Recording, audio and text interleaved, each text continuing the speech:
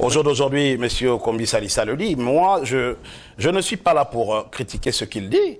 Je ne suis pas là pour... C'est un peu, ça contraste avec ce que vous venez de nous dire, que le pays avance, que tout se fait, mais pourtant, il y a des gens qui étaient à l'intérieur. M. Okobi est resté quasiment 15 ans en tant que ministre, et aujourd'hui, il lui dit, texto, que le pays va très mal. Je ne sais pas comment vous le dire. Hein. Moi, si M. André Okombi Salissa s'est spécialisé dans le populisme, c'est pas mon cas.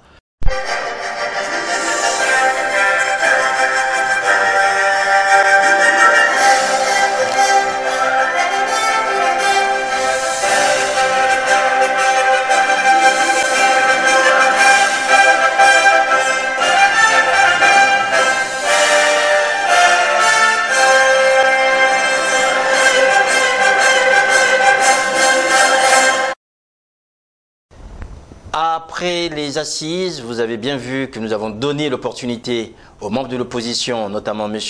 Édouard Nango et Franck Kondo, de venir nous dire exactement qu'est-ce qui s'est fait lors de ces assises qui sont tenues ici à Paris du 7 au 10 juin dernier.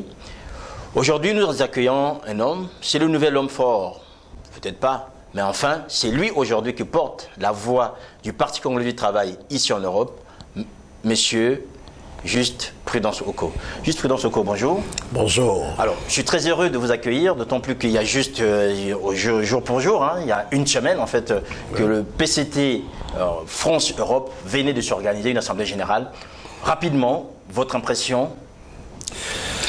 Bon, mon impression d'une façon quasi générale, je vais dire, elle est bonne, cette impression. Nous avons été, nous militants du Parti congolais du travail, nous avons été honorés par la présence de notre secrétaire général, le camarade Pierre Ngolo, qui s'est fait accompagner par le chargé à l'organisation, le camarade Ngakala, et sont arrivés dans une délégation de Brazzaville pour mettre en place, comme vous venez de le dire, des instances du Parti congolais du travail. Ce sont les instances définitives, puisque jusque-là, en fait, c'était un bureau provisoire. Bien sûr, nous avons... Ça a pris 4 ans quand même. Oui, ça a pris 4 ans. Hein, et nous avons gardé le caractère provisoire de la fédération sortante. Et au jour d'aujourd'hui, nous pouvons dire que nous avons un outil politique efficace et en place un outil de combat pour essayer de mener à bien l'image du Parti congolais du travail, ici sur la place de Paris et en Europe. Alors, on va revenir, juste Président Soko, sur les contenus et surtout les objectifs que le PCT se donne aujourd'hui à Paris. J'aimerais déjà qu'on aborde avec vous les questions d'organisation. On a vu quand même qu'il y a eu un petit flottement, ça a commencé assez tard, ça s'est fini très tard. Qu'est-ce qui s'est passé exactement? Est-ce que les gens ici étaient prêts pour accueillir cet événement ou bien ça a été une surprise? Non, mais vous savez, ça n'a jamais été facile de mobiliser dans la contexture actuelle des choses. Comme vous devez le savoir, il y a eu des militants qui sont venus de l'intérieur de la France. Donc l'organisation n'est jamais facile à ce stade. C'est pour cela que cela a influé sur l'organisation ici à Paris et nous avons dû attendre pour démarrer donc ces assises organisées par le secrétaire général du Parti congolais du travail et le chargé à l'organisation. Alors, c'est un bureau, les membres du bureau politique étaient là, une délégation très importante venue de Brazzaville. Est-ce aujourd'hui on assiste à un PCT New Look en fait? C'est un nouveau PCT qui arrive un peu comme... Non, on ne peut pas le dire comme ça. Je crois que nous avons appliqué là les directives du 6e congrès extraordinaire. C'est dans la suite de l'idéologie du 6e congrès extraordinaire que nous avons tenu ces assises-là. Il a été question de redynamiser l'équipe au niveau de Paris, mettre sur place une équipe, je dirais, choc, pour répondre au mieux aux besoins du Parti congolais du travail et de l'idéologie de son président du comité central, ici sur la place de Paris. Alors, par rapport à cette idéologie, aujourd'hui, le PCT se veut un parti social-démocrate, c'est une chose. Cependant, on a constaté que durant, en fait, ces assises, il y avait des militants, en fait, qui ont voulu exprimer quelque chose dont on n'a peut-être pas vu venir. Il y a eu la demande d'une motion pour la Constitution, mais finalement qui n'a pas été suivie en fait. Non, mais le Parti congolais du travail, c'est vrai, il faut en parler déjà. Je veux dire d'ores et déjà, c'est vrai que ce débat sur la Constitution est déjà un débat national. Mais le Parti congolais du travail n'a pas encore mis son pied véritablement sur l'étrier. Nous prenons notre temps. Je crois qu'au retour de notre secrétaire général, le camarade Pierre Ngolo, le Parti congolais du travail regardera de près cette problématique sur la Constitution. Et à partir de là, je crois que le top sera donné pour que nous qui sommes ici et ceux qui sont ailleurs prennent part à ce débat comme tous les enfants de la République. Juste, président Sokon, on va revenir sur Paris. Présentez-nous d'abord ce nouveau bureau du PCT aujourd'hui, notamment les hommes ou les femmes, et les femmes en fait, qui vont mener ce parti aujourd'hui en France et en Europe. Oui, au niveau de la fédération. ce nouveau bureau s'est voulu, je vais dire, ouvert. Parce qu'il y a des femmes, on a tenu compte des questions liées à la parité. Nous avons tenu compte des questions liées à la jeunesse, puisqu'on a parlé revitalisation. Nous avons tenu compte des questions liées à nos aînés. Et donc, je peux dire que la structure est de mieux en mieux organisée et mieux représentative. Parce que au jour d'aujourd'hui, si vous voulez que je vous parle de cette structure d'une façon plus large, non, nous avons aujourd'hui un comité interrégional qui existe, avec à la tête de sa présidence, monsieur le camarade plutôt Arnaud Mafoy, qui est d'Orléans, et nous avons un comité Île-de-France qui existe, avec monsieur Ganziri, qui est à la tête de cette organisation, oui. Et nous avons donc la fédération qui chapeaute tout cela, avec à sa tête monsieur Gabriel Patrick Dion. Alors, on a eu l'impression durant ces assises qu'on assiste là maintenant à une sorte de millefeuille en fait. C'est-à-dire vous avez un comité ad hoc où on retrouve quasiment les anciens de l'ancien bureau, un peu une sorte du Sénat au niveau de l'Europe, et après vous avez la fédération. Ensuite vous descendez un peu plus bas, vous avez donc l'Île-de-France et les régions. Est-ce qu'il fallait tout ça pour redonner une nouvelle image au parti ? Non, mais c'est une organisation, hein, ça fait partie de la stratégie politique du Parti congolais du travail. C'est indiscutable. Et je pense que plus nous sommes nombreux, plus nous sommes organisés de la sorte, plus nous serons efficaces, que ce soit au niveau de la France et d'une façon quasi générale au niveau de l'Europe. Alors, comment vont se repartir en fait les tâches, puisque vous avez ce fameux comité ad hoc en fait, où vous avez les plus anciens apparemment, c'est des gens qui étaient déjà là, qui sont sortants. Comment ça va se faire avec la fédération et en plus avec les autres comités qui sont de France et interrégion? Nous avons des attributions. Chacun doit être respectueux de ses attributions, de la parcelle qu'il doit occuper, pour que nous ayons une dynamique de combat. Et donc, c'est le mot d'ordre qui a été donné dès la base. Et jusqu'aujourd'hui, nous tenons à ce mot d'ordre-là de façon à ce que nous n'allons pas au combat en rang dispersé. Donc, je crois que plus nous irons de cette manière, plus nous serons plus efficaces. Alors, le PCT est quand même le parti au pouvoir qui gère quasiment, je vais dire, le pays avec un nombre de militants très important, et c'est le premier parti du Congo. Mais on est quand même surpris qu'ici à Paris, le parti, peut-être qu'il recommence ou qu'il reprend vie maintenant, mais il est resté longtemps atone. On ne sait pas exactement ce que faisaient les gens du PCT ici. Non, mais il faut dire que pendant 4 ans, le Parti congolais du travail a eu une fédération provisoire, et le caractère provisoire de ce parti, de cette fédération nous a empoisonné un peu la vie politique, et ce qui a fait qu'il y avait une certaine hésitation du point de vue de l'engagement, et puis il y a eu une certaine démobilisation d'une façon générale des militants. Donc en mettant sur pied cette organisation, je fais allusion de l'organisation actuelle, oui, je pense que non, j'insiste sur le fait que nous serons de plus en plus efficaces, nous serons de plus en plus dynamiques, nous sommes une structure de combat, parce que nous sommes sur le front politique congolais le plus populaire et le plus spectaculaire. Le combat avec qui exactement? Mais vous savez que la place de Paris, c'est le bastion des oppositions africaines.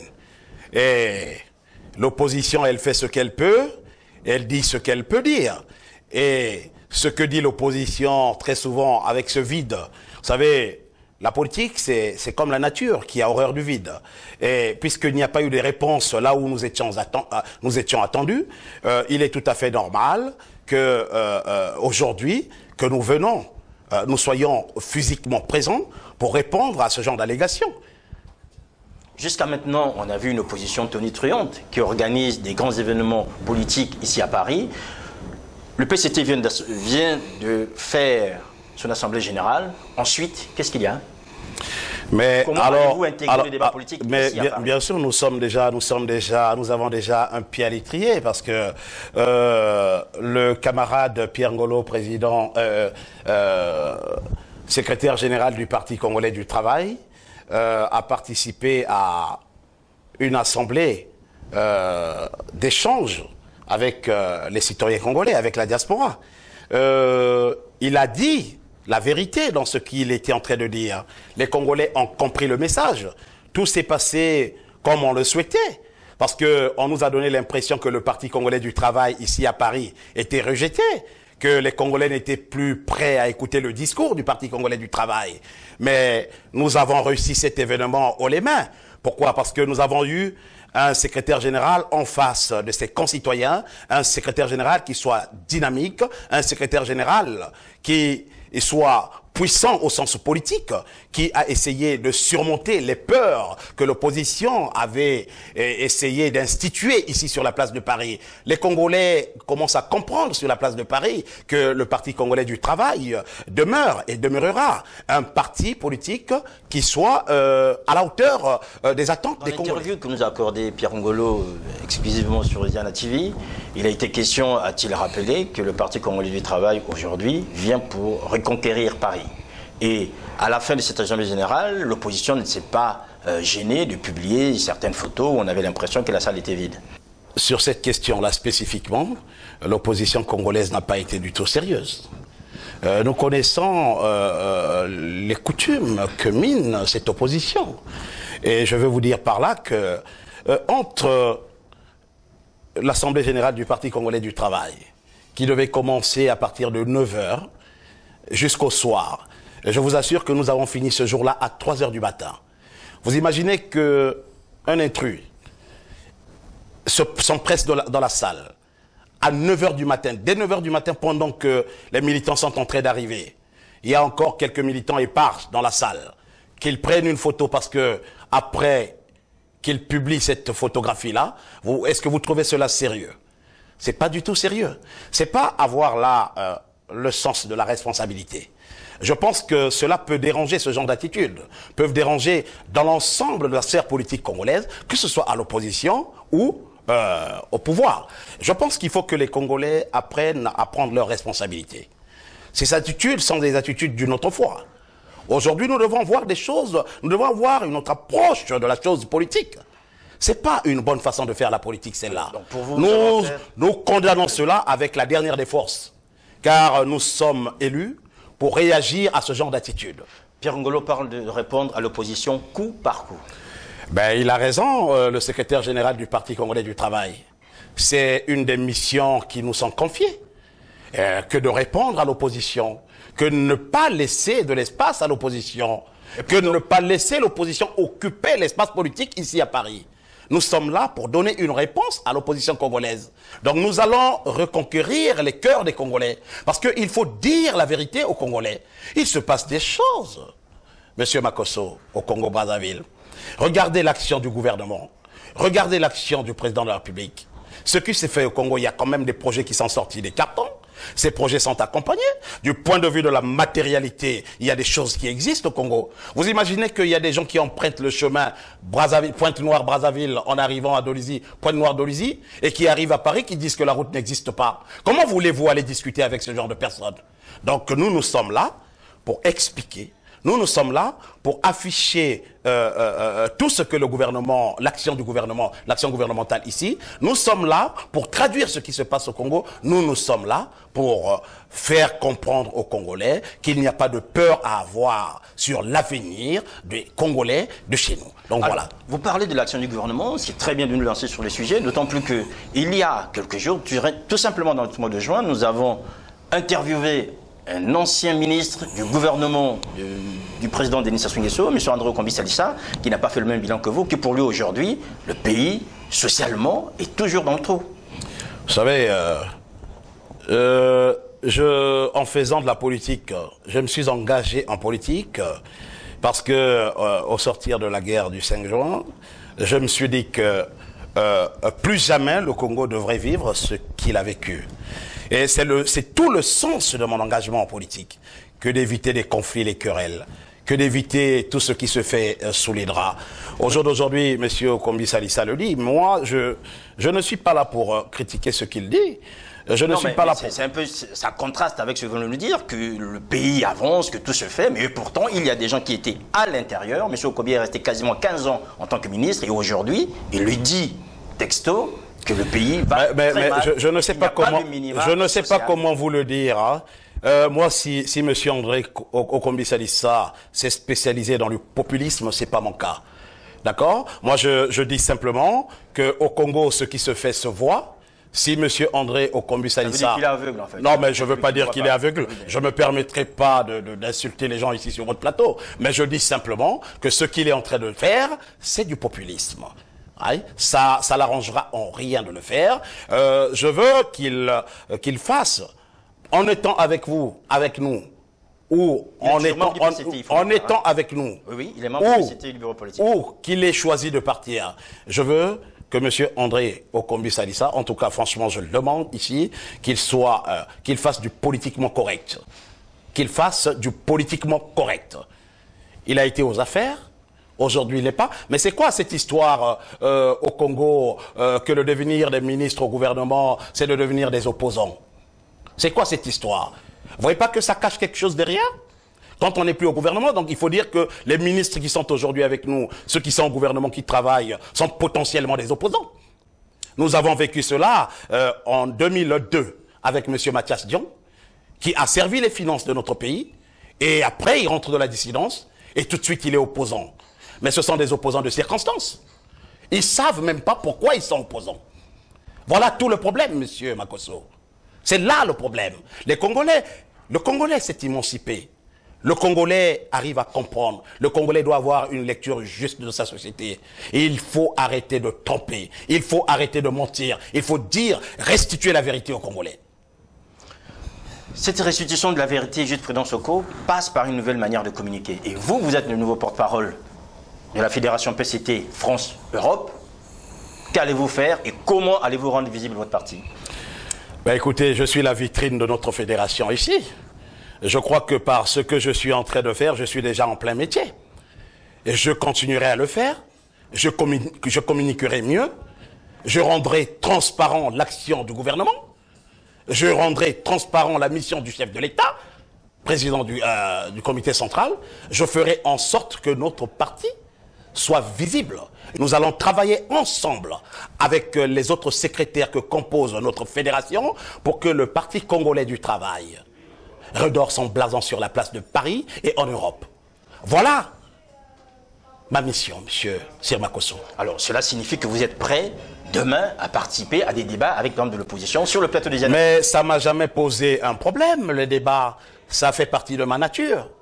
Je crois que vous connaissez un peu mon parcours. Donc, oui, je suis prêt à débattre avec qui que ce soit, au désert, comme dans les rivières, dans les fleuves. Mais je suis prêt, M. Sir Makosso, parce que le président de la République nous donne une chance, c'est-à-dire à travers son action sur le plan national. Il nous donne cette opportunité de parler, d'expliquer, de dire ce qui se passe. C'est pas comme si on ne faisait rien.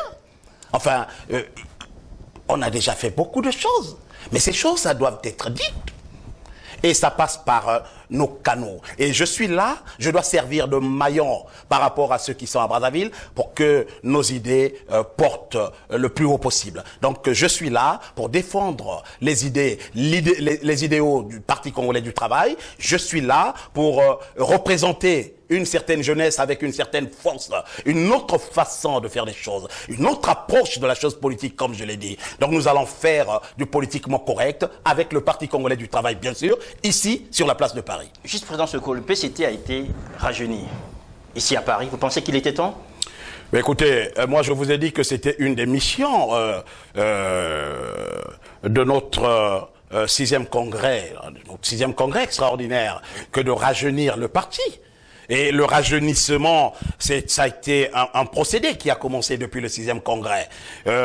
Nous avons parlé de la revitalisation. Notre secrétaire général, M. Pierre Ngolo, a parlé de la revitalisation. Mais le fait que ce rajeunissement arrive, il était temps. Mais c'est l'expression de cette revitalisation. Et finalement? Mais finalement, nous sommes heureux. Et nous nous mettons au travail. C'est le nouveau visage du Parti congolais du travail. C'était New Look en fait. Je suis pas trop excentrique. Hein. Je reste assez politique et cohérent avec ce que je dis. Je ne dirais pas PCT New Look. Hein, ça fait trop affairiste. Non, c'est pas le New Look chez nous. C'est le Parti congolais du travail dans son évolution. Et vous pensez que l'ancienne équipe a démérité? Oh ben non, ben pas du tout. Ils ont fait ce qu'ils ont pu faire à leur temps. Au jour d'aujourd'hui, ils ont pu passer le relais et tout se fait cordialement. Je pense qu'ils ne seront pas loin de nous. Ils nous assisteront. Ils ont des responsabilités, mais ailleurs. Nous allons travailler main dans la main. Au PCT, au Parti congolais du travail, nous avons ce souci, qui n'est pas un détail pour nous, la cohésion au niveau des membres du Parti congolais du travail. C'est ce que nous essayons de traduire sur le plan national, que ce soit au gouvernement et ailleurs. Le souci de la cohésion nationale, qui n'est pas un détail pour nous. Nous ne pourrions gagner à tous les combats que s'il y a de la cohésion. Donc voilà pourquoi nous sommes dans la cohésion. Alors, juste pour dans ce cours, vous êtes aujourd'hui le porte-parole du PCT en France, je l'aurais dit, puisque les gens qui vous regardent et vous entendent le comprennent très bien.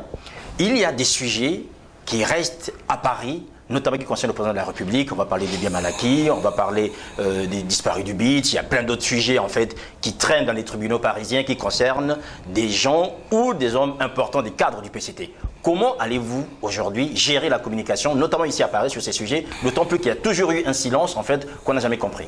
Vous savez, je n'ai jamais donné chance à l'orchestration d'une certaine cabale. C'est tout ce que j'ai à vous dire. Un dernier message avant qu'on... Oui, non, mais je voudrais dire à tous ceux qui nous suivent que j'ai un respect inouï pour l'ensemble des Congolais et des responsables de chez nous. Et je dis que ils peuvent compter sur nous et qu'avec nous, il y a du fruit au Congo qui mûrit dans l'ombre. Et pour vous donc, finalement, juste pour revenir rapidement, la cabale, elle est orchestrée par la justice française. Écoutez, je ne suis pas un amoureux de l'impérialisme ou du colonialisme. C'est tout ce que je peux vous dire. Merci, Juste Président Soko. Je vous remercie.